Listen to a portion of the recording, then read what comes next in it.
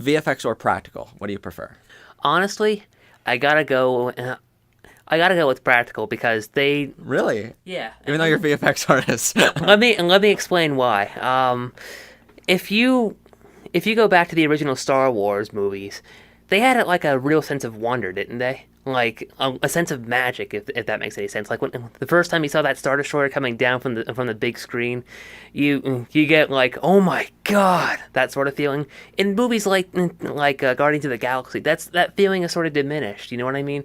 And CG has done that over the past few years because it's been used so extensively in contrast to physical modeling.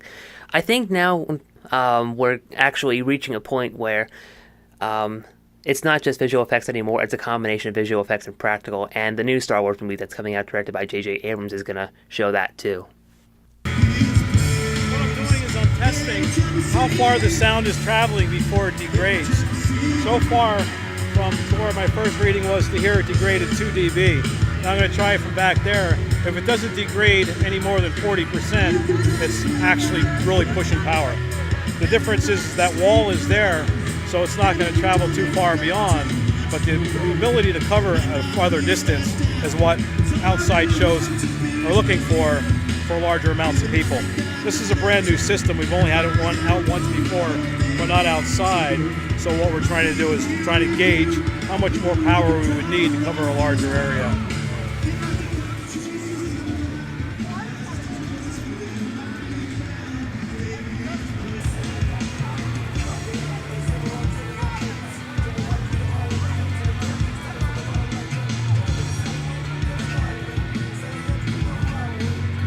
Went from 96 dB from here to 102 dB 50 feet away, so that's a pretty good throw. That's not bad. We could use a little more power, but we have it built into the system, and what we do is we keep the power low so we keep the clarity up.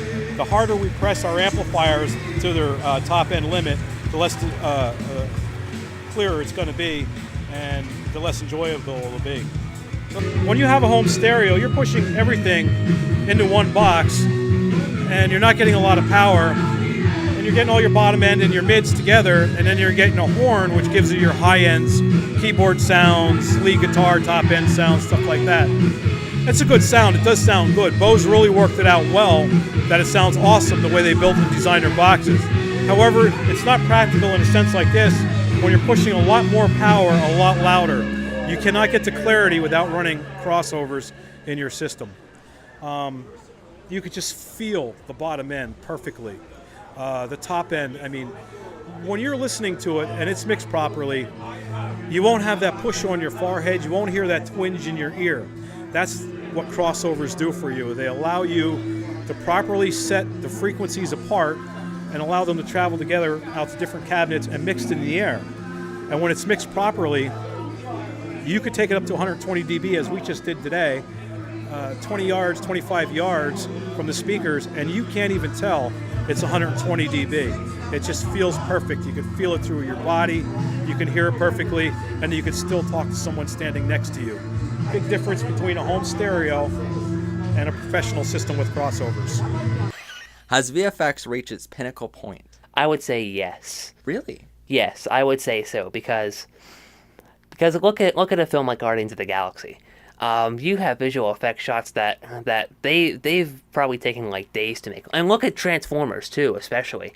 You have cars that look so real, and yet they transform into these giant robots that they're digital, but they look so realistic, and they really give you that sense of wonder.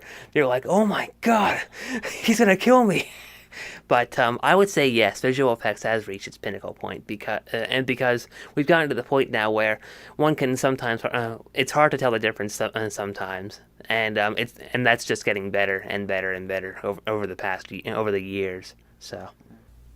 Well, thank you all for joining us, and see us back here next time for even more great video, lighting, audio, music, and photography tips and tricks. Click here to subscribe, here to watch another video, and here to catch up on Season 5 of the show.